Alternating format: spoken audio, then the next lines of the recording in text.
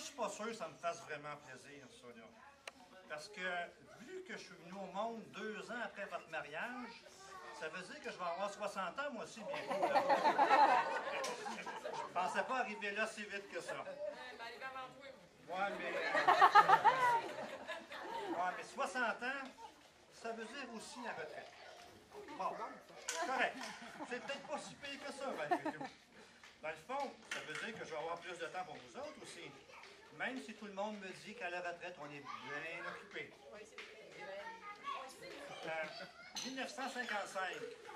Il s'est passé bien des choses en 1955. Il y a eu la mort d'Albert Einstein, la mort de James Dean. Il y a eu beaucoup de naissances aussi.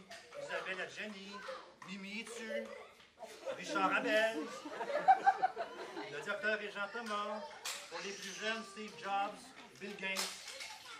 En 1955, c'est aussi l'émeute du Forum, quand Maurice Richard a été suspendu par la Ligue nationale. En 1955, c'est aussi Rosa Parks.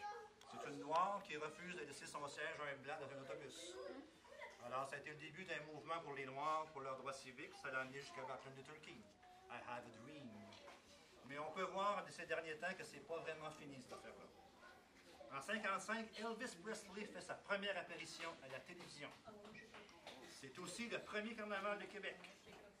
C'est l'ouverture du premier restaurant McDonald's. Le premier four à micro-ondes domestique est mis en vente en 1955. Encore là, pour les plus jeunes, le mot ordinateur a été mentionné pour la première fois. Et j'en passe. Mais en 1955, il y a aussi un événement plus important pour nous tous. C'est votre mariage, le 16 juillet. Pour le meilleur et pour le pire. Mais aujourd'hui, on oublie le pire. On oublie ça, on pense au meilleur. Le meilleur, bien d'abord en 1957 et en 1962, la naissance de 2 merveilleux enfants. N'est-ce pas? Qui grandiront en sagesse et qui feront votre bonheur. Ben, du moins, c'est ce que je pense. Et en plus, c'est ça qui est écrit dans le texte. Alors, après ça, c'est quoi aussi? C'est tout plein de sorties en auto, en famille, le dimanche. Des tours de machine, comme on disait. C'est aussi nos petits soupers du dimanche soir, avec du steak et du grévé. C'est tout plein de fêtes de famille, des fêtes de fin d'année, des anniversaires, tout ça. C'est aussi 4 petits-enfants, Véronique, Caroline, Alexandre, Marc-Antoine, presque aussi merveilleux que nous autres. Presque. Qui vous font aussi passer de beaux moments à jouer par terre, à construire toutes sortes de choses et qui font votre fierté aujourd'hui. Pour l'instant, ces 2 petits-enfants, Alexis et Loïse, c'est vos amours. À chaque fois qu'on mentionne leur nom ou que vous les voyez, on voit vos yeux devenir plus brillants et des sourires qui s'affichent sur votre figure. On pourra en ajouter bien longtemps, mais il y en a qui travaillent demain, je pense, on va arrêter ici. C'est sûr que 60 ans de mariage, c'est aussi tout plein de petits moments ordinaires.